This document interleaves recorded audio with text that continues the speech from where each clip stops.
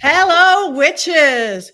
Grab your goat, grab a martini, because it is time for the Witches Movie Coven. Yes, indeed, we're stepping back in time, way back in time to the 90s, even before. How about the 1930s? Put on a hat. We did. Grab your goat, and here we go. Today, we are talking about The Shadow, or Alec Baldwin movie of The Shadow, and we want to know what you think about it. Who are we, you say? We are the witches. We are the Witches Movie Coven. I am one of your hosts. I am Patti Negri. You might know me from The Witching Hour or Ghost Adventures or Portals to Hell or Bathroom Walls Across America. But let me pass this on to my beautiful and amazing co-host. Let's start out with the ever chapeaued Jason Mankey. I am Jason Mankey. I do not wear hats. I am wearing this hat in honor of Richard-Lael's birthday, and it was the only hat that I could find, and I am embarrassed to be wearing it. But that's what we do on this show. I'm the author of several books. This is one of them. This is The Horn God of the Witches. There are actually 10. I've written 10 books. Woo! And that's me.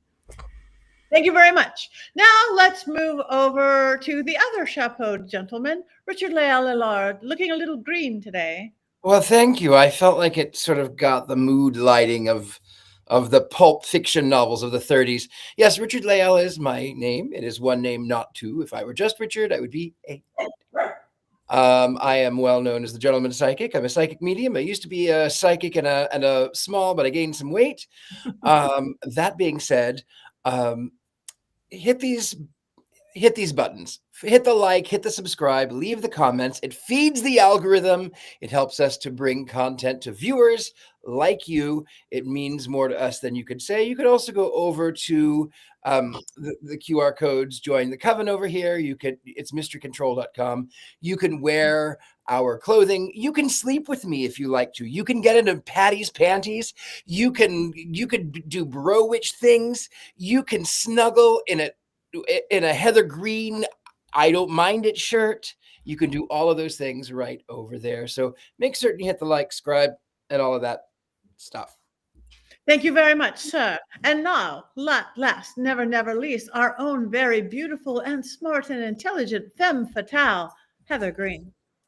Hi, I am Heather Greene, and I am here to fully dressed in one of my favorite style decades, so I could not resist.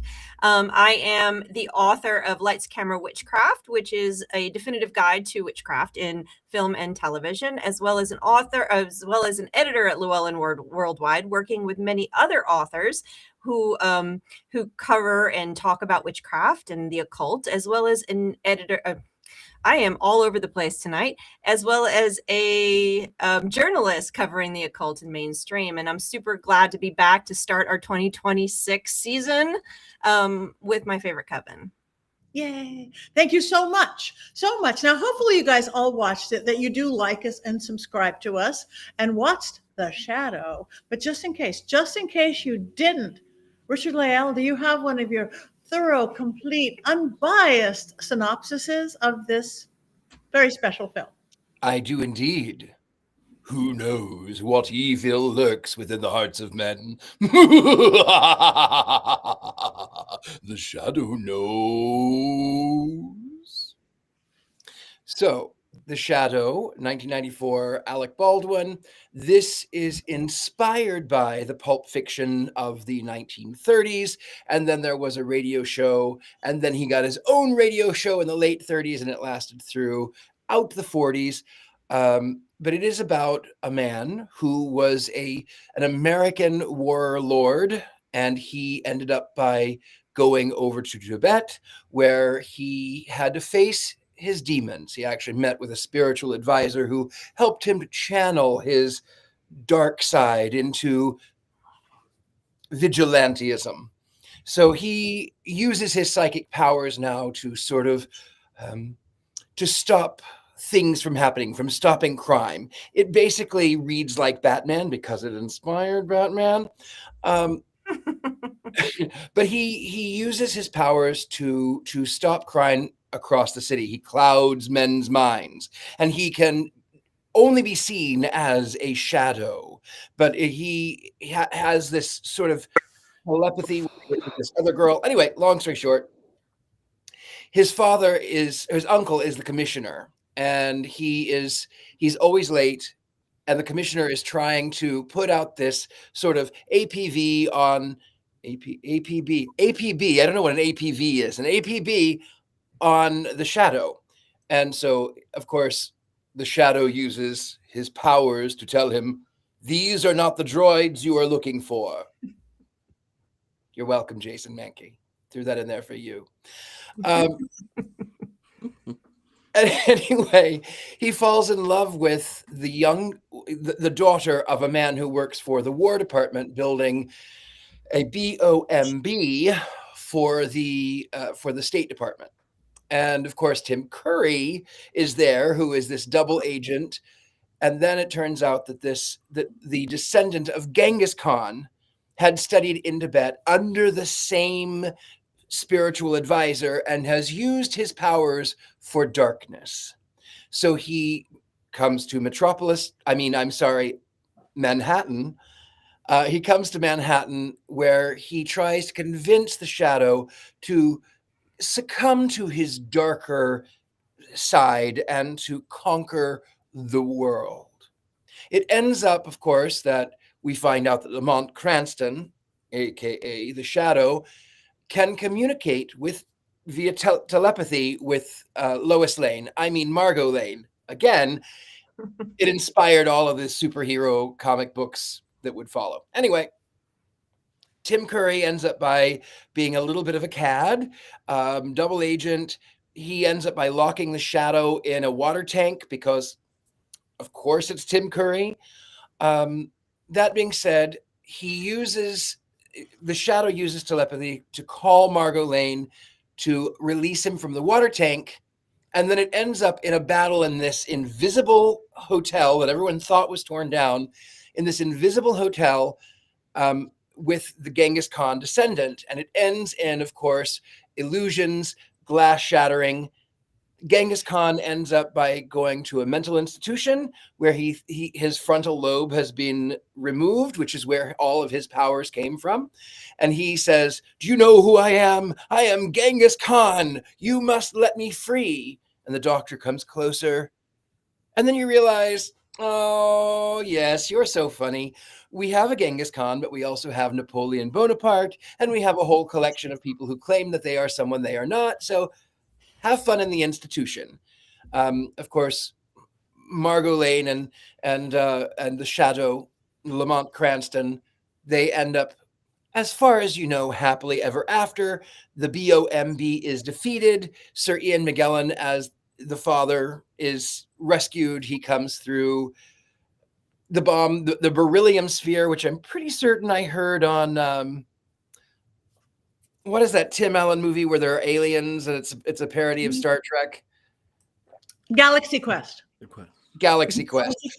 I'm pretty certain the beryllium sphere is on that one too. Anyway, the beryllium sphere is somehow defeated, and the day is saved, and comic books forever are changed by the idea of the Shadow. Thank you. Beginning to end, every nuance, every scene, now that you're all familiar with it. But maybe, since she's also very thorough, Heather Greene, do you have 5 more things perhaps we need to know about this film? Sure, there's always more to know, isn't there? And maybe the comic original changed the world, but the movie did not.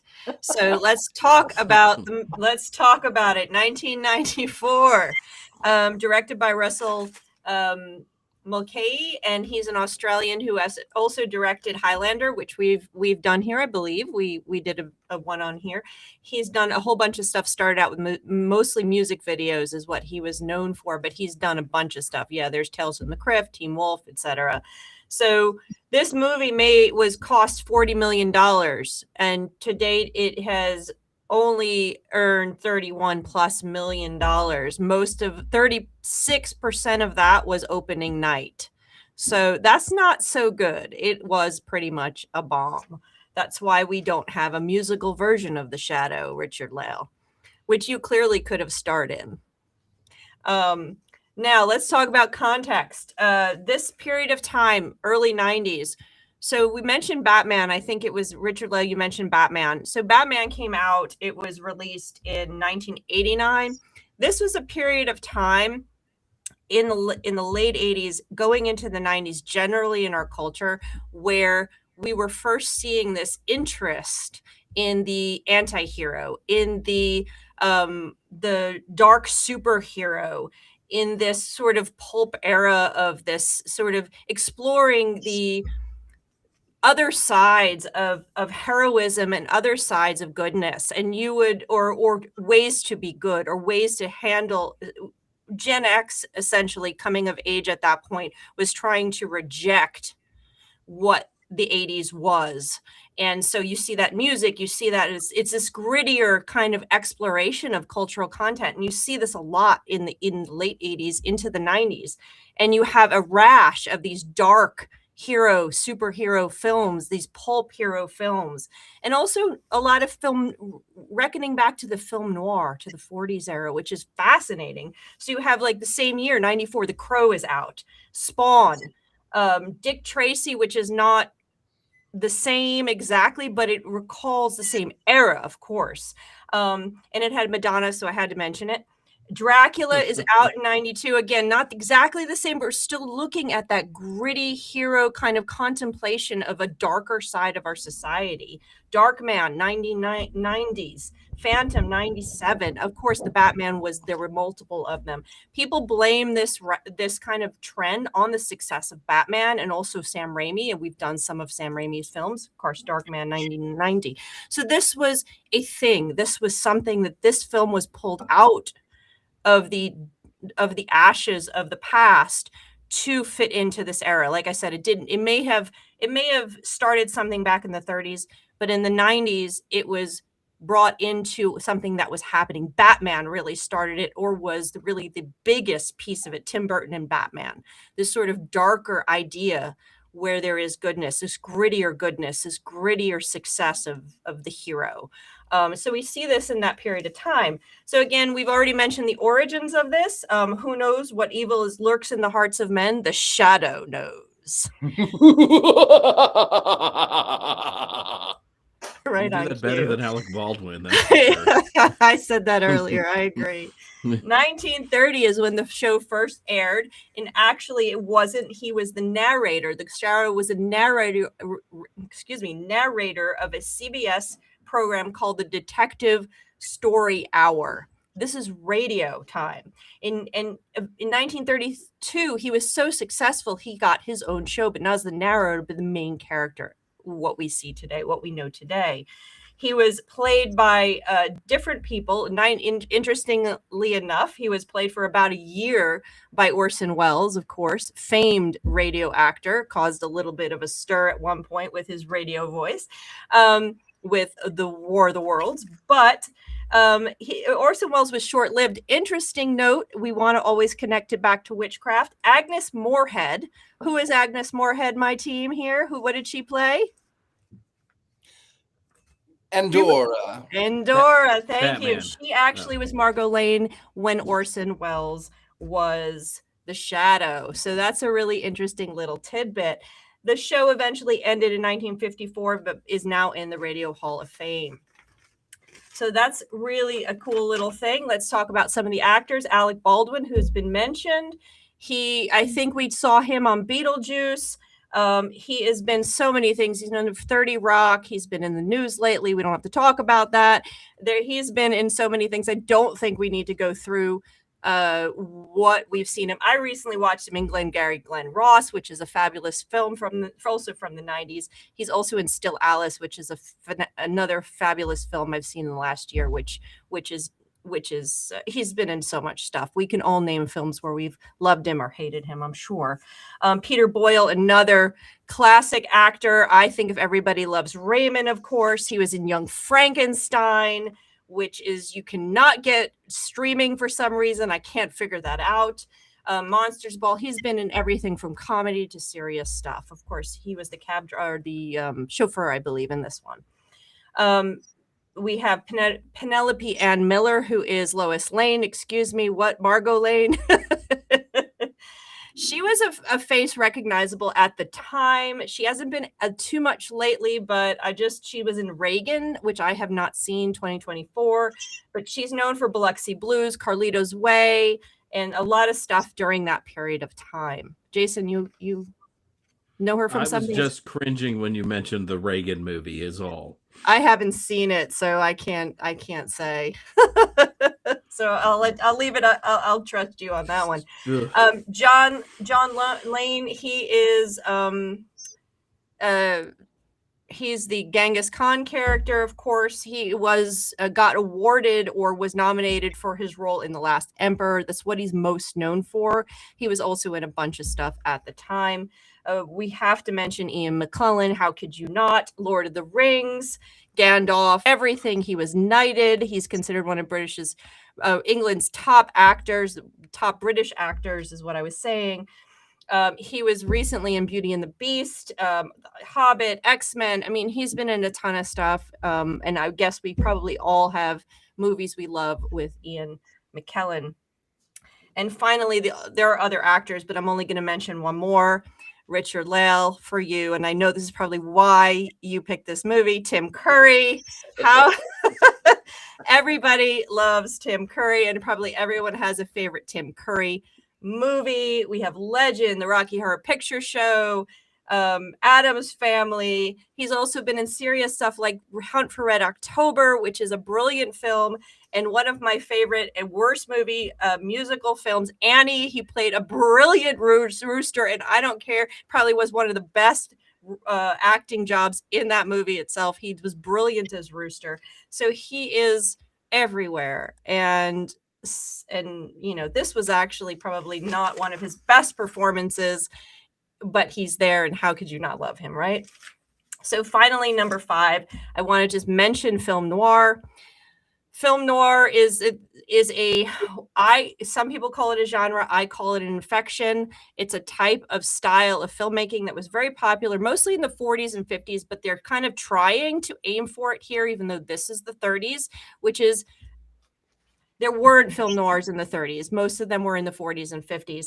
But it's a style of filmmaking. It's dark. It's supposed to bring out, either in theme and in style of filmmaking, the darkness and the undercurrents of society. It was really stylistic. And it's one of my favorite genres, concepts, styles of filmmaking in all of Hollywood. I could watch film noir movies all day long and be thoroughly satisfied. So I thought I would just bring this up. They don't do it well here, although they do have little Easter eggs, like the breaking of the glass and in the with the different mirrors and stuff like that. They do have Easter eggs to it, and they try, but it's not really film noir and true. But I thought I would just bring it up and list a couple of film noirs. If you're interested in this genre and you like this dark concept of filmmaking and themes, then you want to go back to the old days and watch the real stuff. I have some for you. Some of my favorites: Maltese Falcon, 1941, Double Indemnity, 1944, probably one of the top. Big Sleep, 1946, brilliant. Sunset Boulevard, she is always waiting for her close-up. The Killers, 1946, Sweet Smell of Success, Laura, Shadow of Doubt, Touch of Evil. These are the real film noirs, and there's so many of them. And so I urge you, if you like this style and you like this film noir dark, this is where it all came from. This is where it started in Hollywood. Go back to the real stuff. That's it. Thank you. That is beautiful. That's Sunset Boulevard right there. She's waiting for her close-up, DeMille. So good. Thank you. Well, before we go too far on, we do want to Richard-Lael a happy birthday. True. New Year's Day. Thank you so much. Don't sing. Birthday. And you are responsible for this lovely film. I am responsible. Well, not for the making of it, but for the bringing it to the coven. Yeah. Happy birthday. Thank you so much. Happy birthday. Thank you. Happy Thank birthday. you. Thank you. Salute. Salute. Darling. Happy birthday, darling. Thank you, darling. Thank you, lovely. I will say that I know it's scant on witchcraft, But if you think about the fact that he is a shadow, that he is able to cloud men's minds, and that he uses telepathy with Margot Lane, it borders on what I do anyway. So and is it the best movie ever? I mean, it's no Killing Tree, it's no Addams Family. But you know what? It is one of my guilty pleasures because I did love the radio show from the 1930s. I am that old. I used to listen to the radio show. Maybe not when it was live, but I used to listen to the radio show, and it kept me comfort by the radio light. And I loved The Shadow. And I know this movie is flawed, but I will say it is beautiful, even though it's fake noir. That's now you could trash it. I'm just going to say, I just have to jump in. You do not need to apologize for loving a movie that is terrible, because we all have guilty pleasures that we love to watch, even though we know that they're just terrible movies. They just are so much fun. So, and it's your birthday, so we will watch whatever you want, and we're going to have fun with that. So you don't need to apologize. No. Once a year, whether we need it or not. Yes. I really wanted to like it because I like film noir, fake film noir. I like what I thought was going to be stylized. I do love Alec Baldwin, always followed him. And you see, shirtless Alec Baldwin. But something was wrong from the very beginning. I looked like a dog going, tilt. Tilt.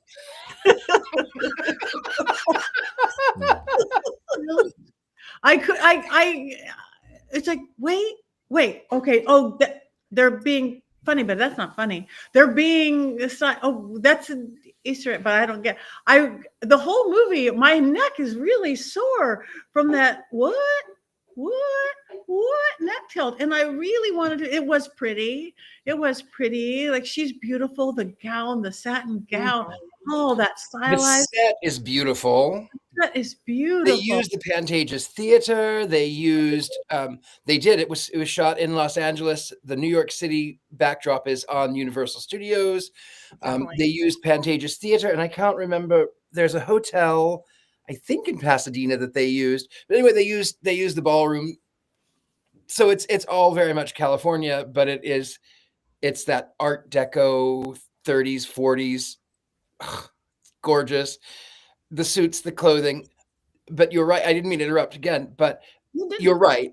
What was wrong is I will trash it now so that here's the deal. The connections were really all wrong. It felt like that everyone was acting on their own. No one was acting as an ensemble, but they were like, I'm Alec Baldwin, or yes, I'm Tim Curry, or and they underutilized the best parts of, like, Sir Ian McKellen, Tim Curry, what's his name, the taxi driver. All of these people were underutilized. The connections, they were kind of not so great. The acting between Alec Baldwin and Genghis Khan, not really. But it's one of the things that I can turn on and just sort of like.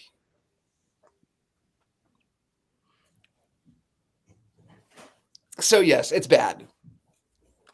I will never understand the 90s fascination with trying to turn Alec Baldwin into an action movie star. It just has never worked for me. Like, I just can't buy it. The closest is Hunt for Red October, and then he didn't want to do any more of those films, which was a huge mistake on his part. But like the whole beginning where, Patty's cocking her head, I was also doing that. Like, is he the bad guy? What's going on? And, he's not pretty enough really to be shirtless as long as he was shirtless. He doesn't work for this film. He's the biggest problem I had with this movie. He just does not work as the Shadow. As someone who listened to the radio serial as well, which was awesome, he is not the Shadow. He couldn't even do the shadow knows properly. All I could think of is his sweaty balls while he's doing that. One of his best performances. Yeah. He's a much better comic actor, I think, than a 30 Rock. serious actor. And I think also we've seen him in 30 Rock and on SNL so much that seeing him in a role like this, you just sort of roll your eyes at. It just doesn't work. He was really good in 30. He only had a brief role in Glengarry Glen Ross, but he did that as well. That's not an action film, so it required a different thing, and he was fine there as the jerk salesperson. He worked really well in that one. But I agree, Jason. I agree. Yeah. Maybe, just maybe, roll with me on this one. Perhaps if in 1989, when he and Gina Davis bought that little Victorian mansion over in Connecticut, or was it Vermont, and their Volvo goes off the bridge and then upside down into the water, maybe this is the other side of the sandworms. Maybe that's Maybe. So you're saying this is hell. And I would agree with that assessment after watching the movie.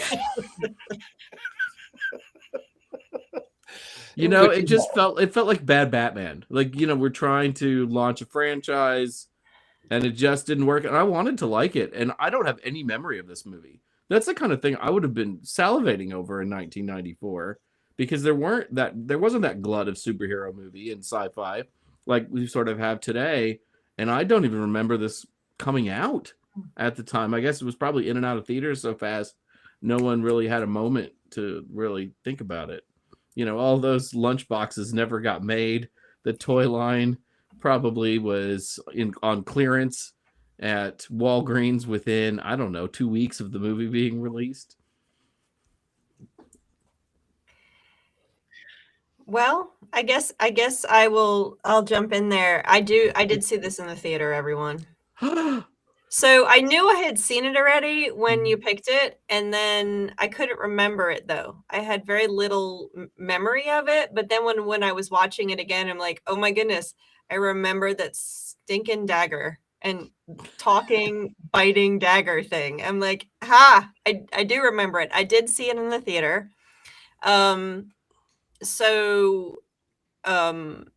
But obviously I didn't remember it much. And I was watching, I went to see Dick Tracy. I went to see Batman. So I saw all these movies of this type, and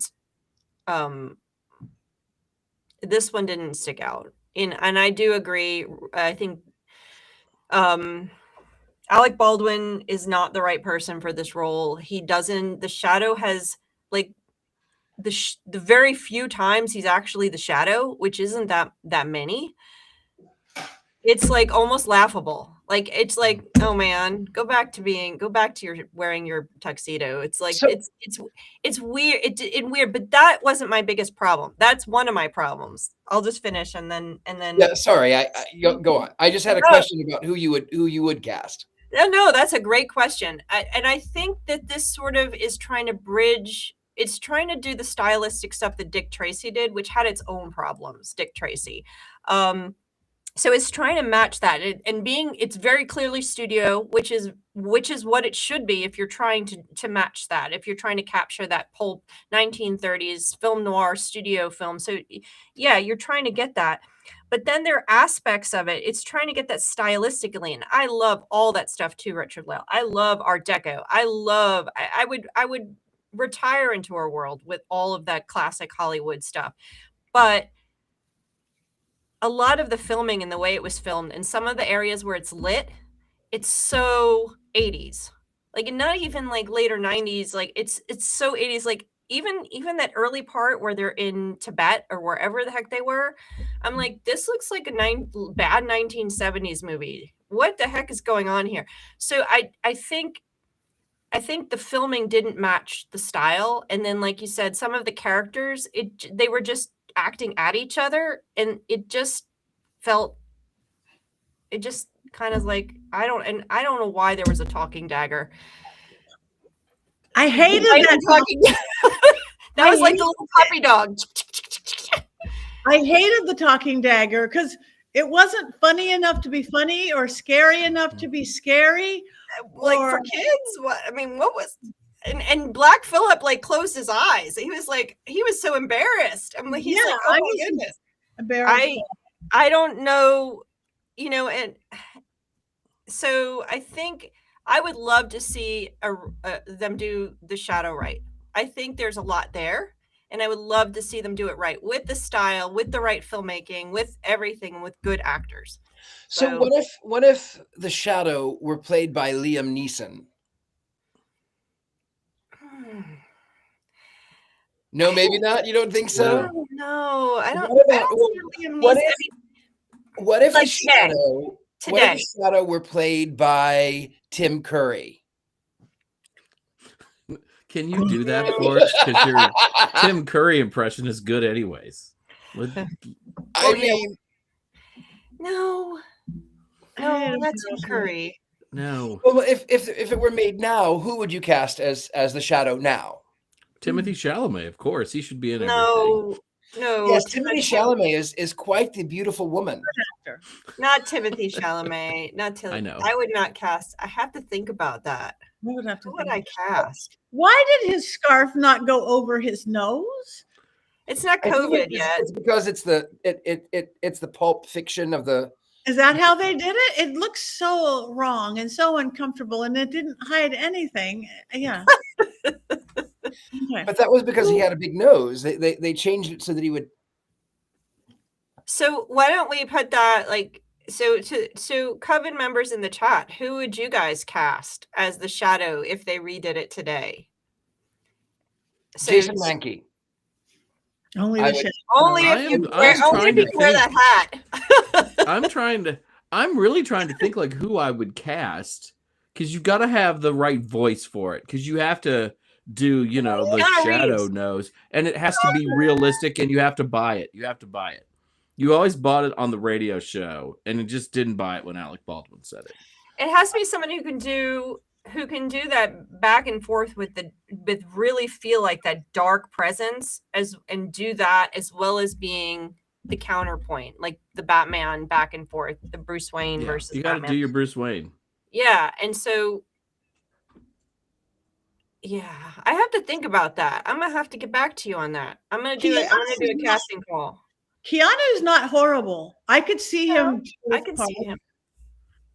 Yeah, good choice, Victoria. I not horrible. He could do it. I just saw him in a movie where it was the first time I really said, yeah, I'm not so sure this was right. But David Tennant, maybe. Brad Pitt? I don't know. I don't think I can see Brad Pitt as the Shadow. No, not Brad Pitt. I wouldn't see Brad Pitt. Christopher Lee from the 70s. Ralph Ineson says Rob, possibly. What about Fiennes? What's his name? Fiennes? Ralph Fiennes? Yeah, what about him? No, Ralph Fiennes is Voldemort. Matthew Rhys is the one I'm thinking of now, because if you went and you watched the Perry Mason show on HBO, he was terrific in that. I think he could pull it off. I think he's got enough gravitas. I think he could do it. Yeah, I would love to see it redone because it is such a classic in our entertainment history. It's from radio. It has so much to say about vigilantism and just sort of that darker sense of finding, like I said, the goodness and being able to find ways of doing things in the dark, the grittier side of society. This is the kind of stuff is popular now. We could totally see it, and I think if they did a good one, it would be super There is one popular. in the works. They're in talks, but it's awful. They're intending to make it so that the Shadow is sent through time and goes into the future 100+ years. No. And I don't want to see the Shadow in 100 years. The Shadow belongs in the 30s and 40s. That is it. Maybe 1950. Maybe. He was in the 1950s, and noir lasted till then. It just changes. So yeah, I agree. That would be that would be a wrong direction. Trying to bring him into another. No, let's do it that way. It'd be super cool. And I like the idea Jordan Peele could direct. I could see that. I could totally see that. What evil lurks in the hearts of AI? The shadow knows. Yeah. I think it's just they didn't have the same vision. I don't know if you blame that. I know it takes 1,000 people to make a movie, editors, lighting, set designers. But if it goes down to the director, somebody didn't have the right vision. You know, it may have been this was 94. So Batman came out in 89. I don't know when Batman Returns was, what year that was, 92. It was shortly 92. after. And so, you know, you have all these successful films. And when that happens, all the studios and everybody wants to get on board and ride that wave. And this might have been one of those scrambles to find a property to produce. And they grabbed Alec Baldwin because he was hot then. He was doing all the movies and he was successful. And we will throw him in. We've got, Ian McKellen has said he'd do it. We'll throw him in and patchwork it together to have something there. That may have been why it's bad too. It was originally, the director wanted to shoot it in black and white. And I am saddened that they didn't. Mm-hmm. The studio went, no, we're not going to do that. We don't want black and white. It's not going to be popular. Nobody likes black and white these days. And then also, even though it was the 90s, I really did not like all of the CGI. Sometimes it worked and it worked great. Most of the time, it, even for the 90s standards, did not work. I was sad they shot this movie. Not that. Period. That was the end of the sentence.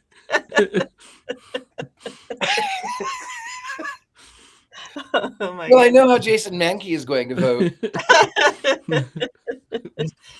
Oh my I goodness. can't wait to hear your Mankey movie moment.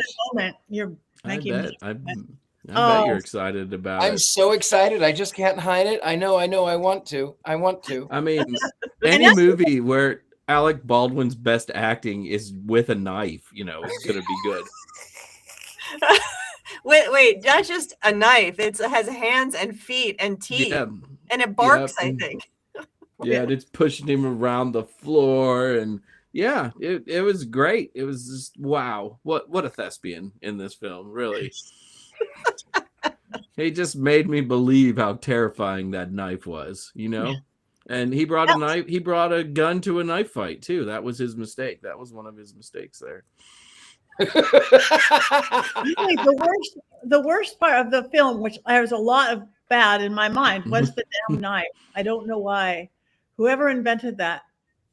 Was that in the radio show? Was there a talking, growling knife in No. the radio show? No, I mean, the radio show was interesting because it went from all manner of topics, from the supernatural, where there was witchcraft on the island, or there was someone who used psychic powers to convince someone that they were sleepwalking when they were actually awake, and you found out that he was awake and committed the murder because he dreamt in color, and in those days you didn't dream in color; it was only in black and white. That was according to the radio show. That they would have, sometimes they would be mob bosses, and sometimes it would be voodoo witch doctors who sacrifice children. 1984, Mr. Adams, please stop calling. We do not know where they meet. Yeah, the radio show just dealt with a lot of. It was, an hour, 45 minutes maybe. And you would have a radio drama brought to you by Blue Coal, Clean Coal. Yeah, that was in the 30s. Much of it was sponsored by coal. Well, you got to know what kind of coal to buy when you go by the coal aisle at the grocery store. I guess Robert wants to know. Our beautiful, beautiful follower, Robert, we love you. Thank you for your loyalty. Can you stream the original radio dramas anywhere? You probably can, because you can find it on YouTube. Yeah. Most of the famous and popular radio shows are you can get them on DVD. You can get them on net DVD, CD. I've seen them on. They used to even have cassettes you could buy back in the cassette days, and so they've been around forever. Yeah, and it was a different time. It was a different time. 30 years different. But right now we would guess we get ready to go to quotes, which we may, oh, look at that's ridiculous. I just don't like it.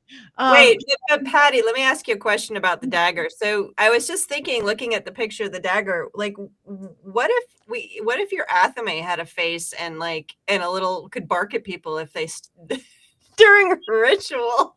Well, that might be brilliant if it wasn't that face. That I'm a comedian comic. I overact in metal face. No, I overact in metal and make faces. No, I would love a talking Athame. Yeah, I think that would be fantastic to have a little. Mine would not want to bite anybody though. It would just meow probably. Mine might have vampire teeth. I have 5 knives within my 2 arms reach right now. None with a face, sadly, but it was the bad acting of the knife and the bad creation of the knife I didn't like. Look at that. Yeah. I don't know. It was like making a joke of itself and it wasn't funny. Right now is when we would normally go to beautiful Courtney quotes, and we want to wish her well. She got the flu bug and she's under the weather. So sending you so much magic and love, Courtney. We're sending you lots of things away. Does anybody else have any quotes? There's 2 good quotes. Okay, go ahead. I was going to say, I only have 2. The shadow knows. And the one where he says, falling for the old illusionary exit or something about the exit. He says something about the exit. I don't know. I've seen this movie enough. I don't know. Jason Mankey, you had some quotes. I went and I rated IMDb for quotes. And I was surprised at just how bad they all were, but I guess after watching the movie, I shouldn't have been. But the first, of course, there is the sun is shining, but the ice is slippery, which is their code for the shadow. The shadow likes to say things that sound profound. I'll be there, around every corner, in every empty room, as inevitable as your guilty conscience. Yeah, sweaty balls. Yeah, it just doesn't work. In 3 days, the entire world will hear my roar and willingly fall subject to the lost empire of Shan Khan. That is a lovely tie, by the way. May I ask where you acquired it? That is an actual quote. Like the back and forth in this movie does not make sense. The weed of crime bears bitter fruit. Your mind is like an open book to me. Then learn how to read. Let's see. Oh, here's the Lois Lane one with Cranston, the shadow. I'll see you later. Hey, how will you know where I am? I'll know. It's so bad. Wow, they're all so bad. Yeah. They're all so terrible. I don't have quotes, but the sexy dream when she's like, I'm laying naked on a bed and you come up to, and he's like, yeah, my face was ripped off. I was lying naked on a beach in the South Seas. Oh, yeah, whatever. The tide was coming up to my toes. The sun was beating down. My skin was hot and cool at the same time. It was wonderful. How was yours? I dreamed I tore all the skin off my face and was somebody else underneath. You have problems. I'm aware of that. Yes. I like that. Psychically, I'm very well endowed was another line, which is I thought was ruins the tone of the film. And Tim Curry's only great line was, "There's a new world order coming, Shadow, and I'm going to be a king, a king." Yeah. Why was he even in this movie? He was only in it for 8 minutes. What a waste. I'm going to be a king. I did have to say I loved her dress when the scene. I think they're in the Shadow's house and it's like a really low back black dress, and there's a fireplace. Oh, well, it looks like she kept her figure. Yes. Oh, but she had a dress on. I'm like, where was can that I dress. buy that right now? Yes, I loved all those dresses. All that the one, dresses. especially the back cleavage all the way. Gorgeous. Absolutely gorgeous. Gorgeous, yeah. Yeah. Well, we're getting so close to the end, but not. But Mr. Mankey, do you have your famous Mankey moment? Uh-oh. Well, of course, a good witch never stops learning. There are always more books to read, experiences to be had, and people to learn from. Over the past 3 years, I have learned a lot from our own Richard-Lael Lillard. So tonight, I present to you all the top 5 things I've learned from Richard-Lael. Number 1, you don't actually have to watch the movies we review to do this show. There's absolutely nothing wrong with turning a movie off in the middle of things and then reading the plot synopsis on Wikipedia. This is a really good thing to do if you are running short on time or just really hate whatever movie Heather has picked out for us. In fact, I haven't watched an entire movie for this show in over a year now. Did I like The Saint or whatever movie we watched tonight? I don't know. You bet. I might have. Number 2, if you are going to dream, dream big. Big, like anywhere from 14 by 14 inches to 20 by 20 inches. No, I'm not talking about Richard-Lael's Richard. I'm talking about his pillow. You know you've made it in life when you have a pillow with your likeness on it. I wanted to be the one to sleep with the world, but apparently Richard-Lael has beaten me to it. When I think I have nothing left to aspire to in life, I just remember that I'm not on a pillow, so I need to keep plugging along. Number 3, Richard-Lael was in a movie where he played a character named Legs Benedict. I didn't really learn a whole lot from that performance, but I just love saying Legs Benedict. Legs Benedict, Legs Benedict. And when I write my first erotic novel, I'm going to have a character in it named Legs Benedict. But also, I wouldn't have known Legs Benedict was a thing if I hadn't met Richard-Lael while doing this show, so I think that counts for something, which is why it's number 3. He also played a character named Mercury Peacock, which might be a new nickname for my little Richard. Number 4, it's okay to repeat a few jokes now and again. I think everyone who watches the show can recite from memory Richard-Lael's weekly introduction. I'm a psychic and a medium. I used to be a psychic and a small, but I gained some weight. Richard-Lael is one name, not two. If it were just Richard, I would be a... Since I'm behind on a book right now, I'm just going to start recycling jokes too. Next week, we'll be doing How to Train Your Dragon, and I'm just going to reuse a Mankey moment from a previous episode of this show. I'll just replace every reference to the Sorcerer's Apprentice with How to Train Your Dragon. I'm sure no one will notice. Number 5, being vulnerable and honest are beautiful ways to be. I love that Richard-Lael shares his life with us, both the good and the bad parts. There are days when we do this show that Richard-Lael makes me laugh so hard he brings me to tears. And then there are moments when he brings me to tears, when he shares the difficult moments he's endured. I wish more people were like Richard-Lael. And here's a bonus, because that was too sappy. I can't go out on that. Bonus number 6, be unpredictable. Tonight's movie was Richard-Lael's pick, and I just have to ask why. Other than the presence of Tim Curry for all of 12 minutes, I couldn't figure out why Richard-Lael picked out this stinker of a film for us to watch. It's possible that he secretly hates us, and this was his way of getting revenge.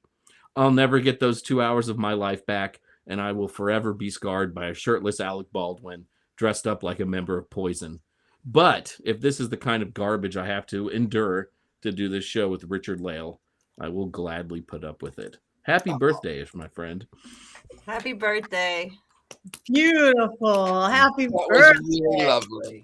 Cheers. Ah. Okay, we have watched the film. We have got the synopsis. We have got the whole layout. Now we get to vote for it. And you guys, thank you for all your input. Your actor choices, you guys have been very active. There's some new people out there. We love you and thank you. There's some new folks. Tell your friends, come back next week. And now get your wands out or anything else you want to go up or down the shadow. Wands up or wands down? Battle it. Hopefully it won't bite you, Richard-Lael. No, I don't do that. Richard-Lael wins again. Ah, down. It's a pleasure. Put the wand up. We know you want to put the wand up. Ah, Yay! Okay, 3-1, but Richard-Lael actually, gets. I'm actually going to do this. I know it's bad. I know it's a bad film. Wands up, horns up. Look at Voodoo Lisa. Hey, from the Witch and the Weapons. Richard-Lael vote for me. So because Richard gets 4 votes today. So we won. Wands up. I saw wands neutral. We got down. This isn't as crazy as it could have been. Wands up, horns up from Lord Kelvin. I just want to say hello to all of you. We love you all. We love you too, Cosmic Michigan Priestess. We love you too. Can I bring up a real quick? Someone just said that the witch from Weapons and the K-pop Demon Girls got critic awards. I think this year we're going to see some of the movies we reviewed here getting some really big awards, including those 2 as well and Frankenstein. So watch out for those because it's coming. Those are some top K-pop movies. Demon Hunters is going to win an Oscar for best movie ever made. Best movie ever made. Not Demon Hunters, but Frankenstein, Demon Hunters, and Weapons. There's some award winners we reviewed. So and Sinners, hopefully Sinners. And Sinners, absolutely Sinners, absolutely. Yeah. No doubt. Yes, definitely. All right. So what are we doing next week? How to Train Your Dragon. Oh, wait, Jason just told us. Yes, and I believe it's the original one, right, Jason? You can watch both, but we are doing the original animated film where Hiccup sounds like Hiccup is supposed to sound. And we can watch, there's more than one animated film. But you're talking about the very first one. The very first one, but you can watch all of them because they are all worth watching. Mm-hmm. Okay. Yes. They will all make you cry. How to Train Your Dragon, starting with the first. I love it. Can't be any worse than this one. And I love Alec Baldwin, and I love knives. It's not worse than this one, but it is animated, Patti. So brace yourself. Yeah, okay. You can watch the live action version, which is basically a shot-for-shot remake of the cartoon. Even the dragons look the same. So, if you really hate cartoons, you could do that. Hopefully there's no dragon mutilation. I'll be fine. All right. So, anybody have anything coming up? It's a new week. It's a new year. We were mid-January. Does anybody have any events or books or openings or places you want to tell people about? Richard-Lael. I'm here in New Orleans. I am really easy to find because I've told this joke many times. Thank you, Jason. I am here in New Orleans and I have seances that I am offering. I know we've got Valentine's Day coming up. I've got a major big seance here in New Orleans on Valentine's Day, but if you will be in and around, I would be glad to do one for you. I do tea and tarot. I am at University Magicus. I am there coming up on Sunday. So look for me there. We'll be teaching some Victorian magic in that one. That's about it. That's about it. I also filmed another movie, but I can't talk about it yet, but I filmed another movie, which is great. I was not like Benedict in that one, but that'll be coming out. Damn it. Right? Well, I will tell you this. I can tell you this much about it. I'm going to tell you this much. So a long time ago, when I moved to Hollywood, I met this fellow online who loved the Art Deco period. And I'm not going to tell you his handle, but I met his name. I met this guy. We talked for a while. And he says, I'd like to meet you. And I said, great. Actually, I will tell you his handle. It was TV producer. It doesn't matter. Anyway, we talked for a long time. And then he wanted to meet me. And he shows up and he says, are you for real? Are you for real? You'll never play anything but a drag queen. And then I fooled him because I never played a drag queen, but a transvestite professional lady in several films. Never a drag queen.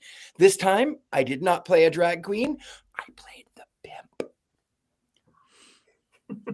I've graduated. Changing rules. You also worked with two dear friends of mine on a project. Yes. Matt and Elton. Matt Rife. Mm-hmm.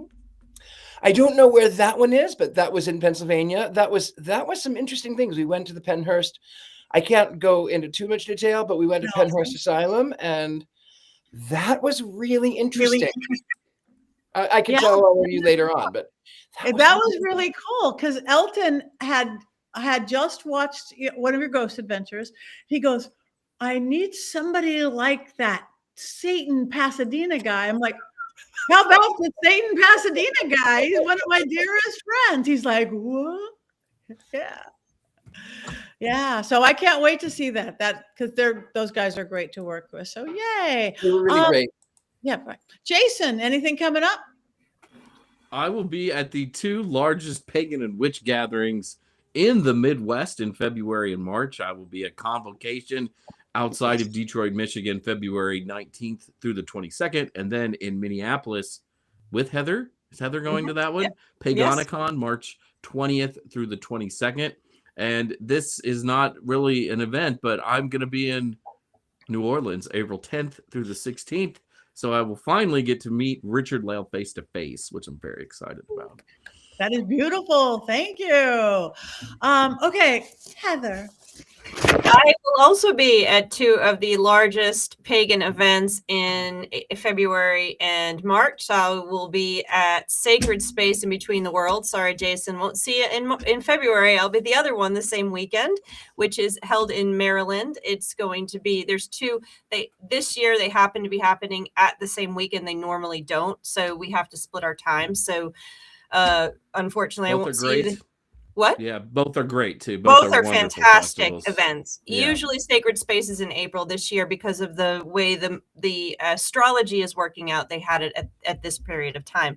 So unfortunately conflicting with Convocation, but I will be in Maryland then, and then I will be in Minneapolis with Jason, as he said, at Pagonicon in around the equinox in March. And then in April, I will be at Austin Witch Fest. So that's my spring. So I've got 3 big events and lots of other fun things coming down the pipe. So those are some big things. I'm hoping to get out to LA sometime. We're talking about that for the summer, but let's start with spring. How about it? Let's start with spring. Thank you. That is good. I know, because we're the only ones you're the only one that I haven't met live. I've met Jason, I know Richard-Lael well, Courtney, just you. Yep. So I got to get there. You got to get there. Someday I'll do a pagan event, but now I'll do all the paranormal.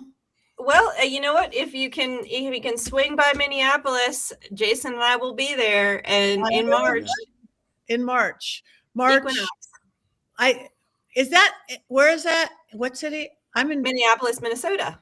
I'm going to be in Boyd, Minnesota, March 21 and 22. Is that close? Same. I don't know. We'll have to check it out. Maybe we can make it work. Oh, wow. Wouldn't that be great? So this weekend, I'm going to be in Arizona. If anybody wants to anywhere near the Phoenix, Glendale, I've got in 2 little days, I've got 3 big events with 3 different producers, book signings, workshops, 2 seances, 2 different paranormal investigations. Just go to my website, pattinegri.com. We've got the Vampire Ball coming up in LA in February, which, get all dressed up just like this. And all sorts of great things coming up. But that's it. You guys, like all of us, follow us, like us. We all have websites. We all have social media. And like Richard-Lael said in the beginning, it means to us to follow the Witches Movie Coven, to follow us individually, because that's just what this world is. So check us out. Check out our school, University Magicus. Check out, if you like paranormal spooky stuff, check out Paraflix, my streaming network. The best priced one out there. It's really good. Paraflix.com. But you got to like spooky stuff. And that's it. We have like 1 minute. Are we going to cackle, or are we going to have knives out, or what are we going to do? I think we should fight with our wands, like the knife. Okay. I